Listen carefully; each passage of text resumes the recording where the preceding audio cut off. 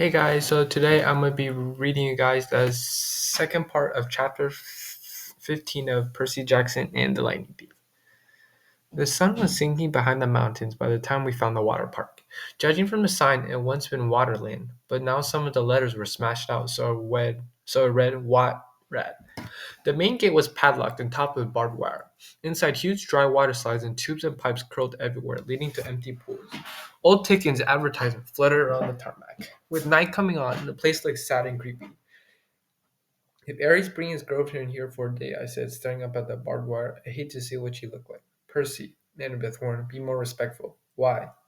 I thought you hated Aries. He's still a god, and his girlfriend is very temperamental. You don't want to insult her looks, Grover added. Who is she? Echidna? No. Aphrodite, Grover said a little dreamily. Goddess of love. I thought she was married to somebody, I said. Hephaestus. What's your point? He asked. Oh, I suddenly felt the need to change the subject. So how do we get in? Maya. Grover's shoes sprouted wings. He flew over the fence, did an unintentional somersault in air. Midair, then stumbled to a landing on the opposite side. He dusted off his jeans as if he planned the whole thing. You guys coming? Annabeth and I had to climb the old-fashioned way, holding down the barbed wire for each other as we crawled over the top. The shadows grew longer as we walked through the park, checking out the attractions. There was Ankle Biter Island, Head Over Wedgie, and Dude, Where's My Swimsuit?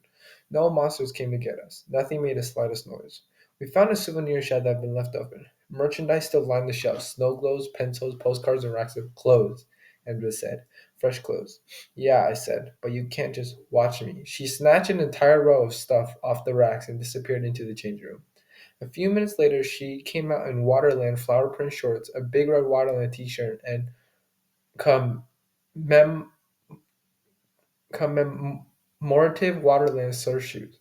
A Waterland backpack was slung over her shoulder, obviously stuffed with more goodies. What the heck? Grover shrugged. Soon, all three of us were decked out like walking advertisement for the fun theme park.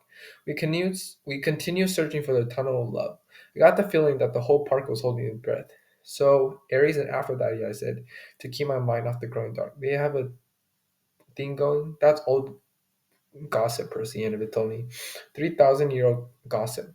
What about Aphrodite's husband? Well, she said, Hephaestus, the blacksmith. He was crippled when he was a baby, thrown off Mount Olympus by Zeus. So he isn't exactly handsome.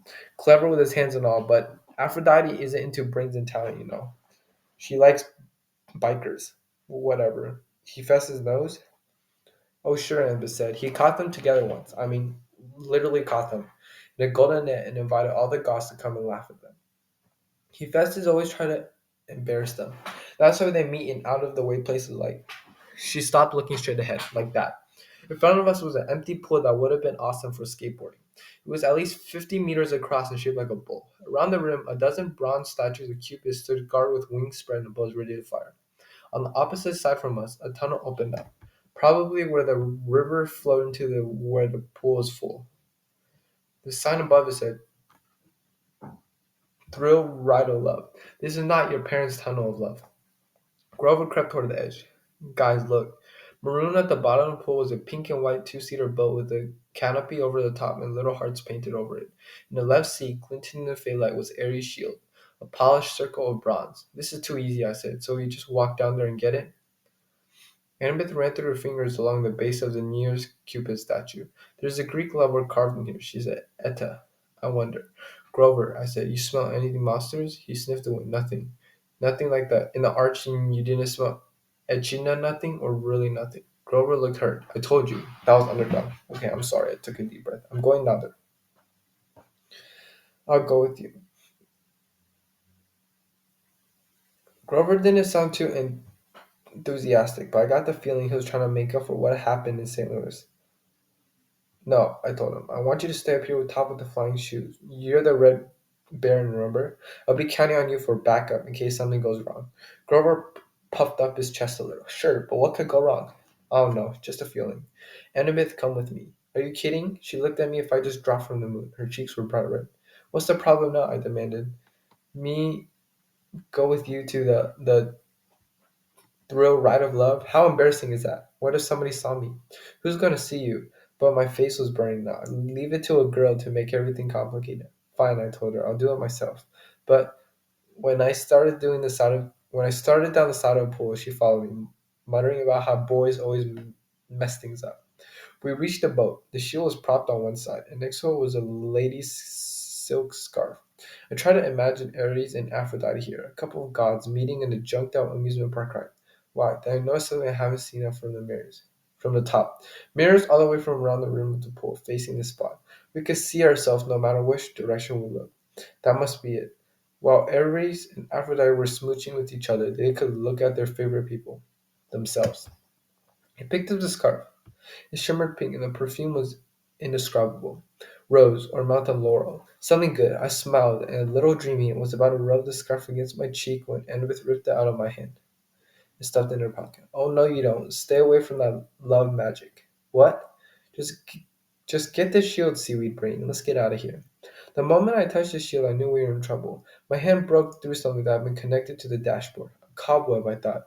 But then I looked at some palm and saw some kind of metal filament, so fine it was almost invisible, a tripwire.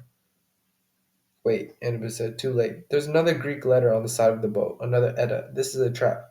Noise erupted all around us, of a million gears grinding, as if the whole pool were turning into one giant machine. Grover yelled, Guys! Up on the rim, the Cupid statues were drawing their bows into firing position. But before I could suggest taking cover, they shot, but not at us. They fired at each other across the room of the pool. Silky cables traveled from the arrows, arching over the pool, anchoring where they were to form a huge gold asterisk.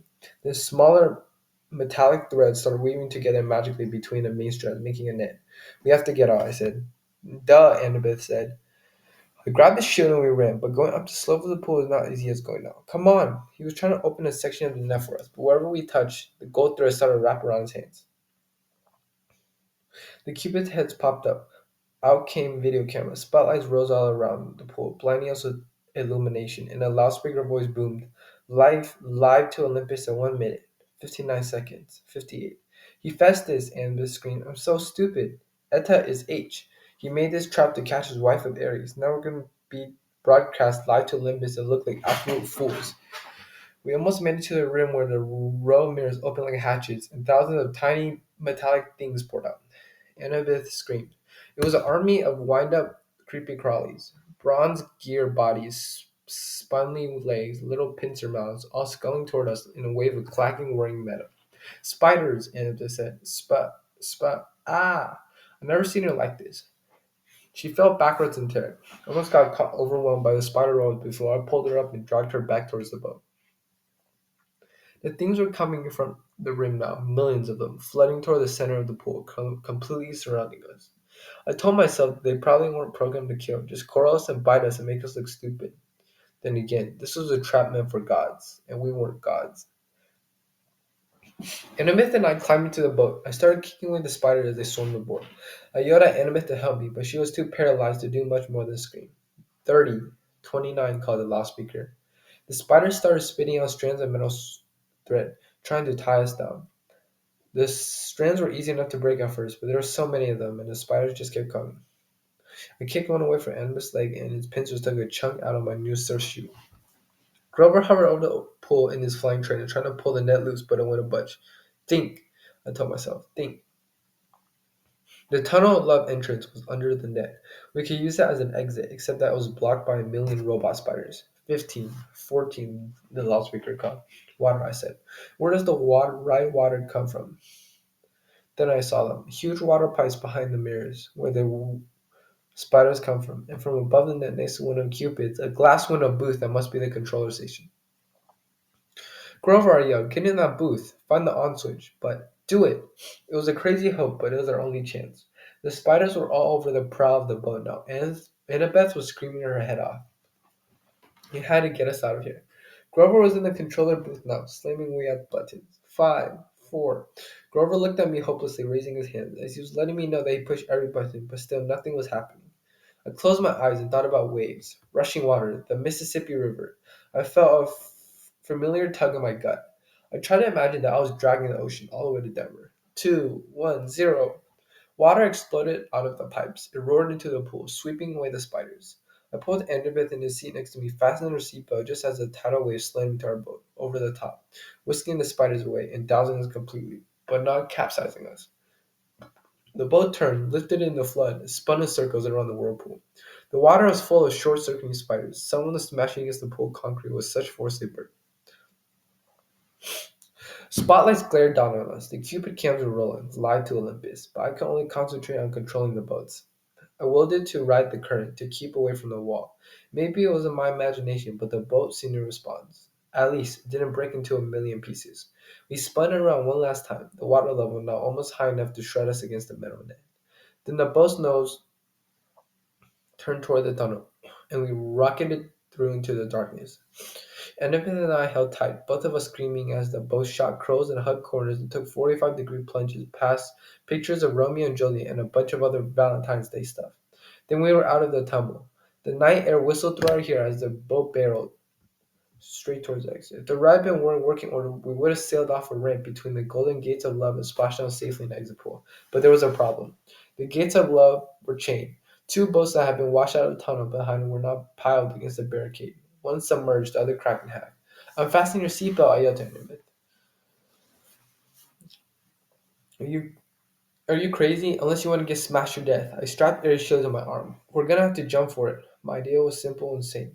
As the boat struck, we would use this force like a springboard to jump the gate. I've heard of people surviving car crashes that way, getting thrown 10 to 15 meters away from the accident. With luck, we will land in the pool. Annabeth seemed to understand. She gripped my hands as the gates got closer. When I say go, I said no. When I say go. What? Simple physics, she yelled. Force times the trajectory angle. Fine, I shouted. When you say go. She hesitated, then yelled, now, crack. Annabeth was right. If we jumped when I thought we should have, we would have crashed into the gate. She got his maximum lift. Unfortunately, that was a little more than we needed. Our boat smashed into the pile-up, and we were thrown into the air, straight over the gates, over the pool, and down towards solid tarmac. Something grabbed from behind me. Annabeth yelled, ouch! Grover! In midair, he grabbed me by the shirt, Annabeth by the arm, and was trying to pull us out of crash landing, but Annabeth and I had all the momentum. You're too heavy, Grover said. We're going down. We spiraled toward the ground, Grover doing his best to slow the fall. We smashed into a photo board, Grover's head going straight into the hole where tourists put their faces, pretending to be Nunu the friendly whale. Annabeth and I tumbled to the ground, banged up but alive. Aries' shield was still on my arm. Once we caught our breath, Annabeth and I got Grover out of the photo board and thanked them for saving our lives. I looked back at the thrill ride of love. The water was subsiding. Our boat had been smashed to pieces against the gate. 100 meters away at the entrance pool, the Cupids were still filming. The statue had swiveled so their cameras were trained on us, the spotlight in our faces. Show's over, I yelled. Thank you. Good night. The Cupid turned back to their original positions. The lights shut off. The park went quiet and dark again, except for the gentle trickle of water into the thrill ride of love's exit pool. I wonder if Olympus had gone to a commercial break, or if our rating had been any good. I hated being teased. I hated being tricked. I have plenty of experience handling bullies who like to do stuff to me. I hefted the shield on my arm and turned to my friends. We need to have a little talk with Ares. So that was the 15th chapter of The Lightning Thief. So this was a summary. Percy and within Grover contacted Chiron through Iris messaging the Rainbow Goddess to carry a message for the gods. Luke answers and is updating all that has happened so far. While eating at dinner, Ares, Clary's dad and the god of war, joins the group and asks Percy to retrieve his shield while he lost it at a water park with his girlfriend. In turn, Ares will disclose information about Percy's mother and help the three continue west. After initial reluctance, Percy and his friend head into the water park. While Grover stands guard, Percy and Annabeth are caught in a trap that was set by Hephaestus to catch his wife and Ares together. A camera emerges and spotlight shines down on Annabeth and Percy. A loudspeaker voices announces the beginning of a countdown until the broadcast goes live to Mount Olympus. Annabeth is concerned about looking like a fool before the gods until thousands of metal spiders emerge and begin to swarm towards them. Annabeth is paralyzed with terror. Percy moves her back to the boat and uses a connection with water to move the boat along and fight off the spiders. Before the boat crashes, the two of them jump, and Grover grabs them by the flank of their shoes and carries them to safety before dropping them along the way. They survive the fall, and Percy vows to confront Ares on this assignment. So what I'm going to be teaching you guys today is suspense. So the definition of suspense is that the audience has excited anticipation about the plot or conflict. So, in this example in a sentence, the protagonist cautiously approached the dark, silent hallway, unaware of the lurking danger, intensifying the suspense for both the character and the reader. So, as you know, the reader knows that the protagonist is approaching the hallway, and we know that there's something dangerous in the hallway, but the protagonist doesn't know that. That is called suspense. That like the author is making us like waiting for something to happen. So an example of this in a book is when Percy and his friend encounter Ares. There's already a tension and anticipation, a suspense, because as we know, Ares is the god of war. So we're anticipating or we have suspense of something going to happen to them. And that's all for today, guys. Thank you.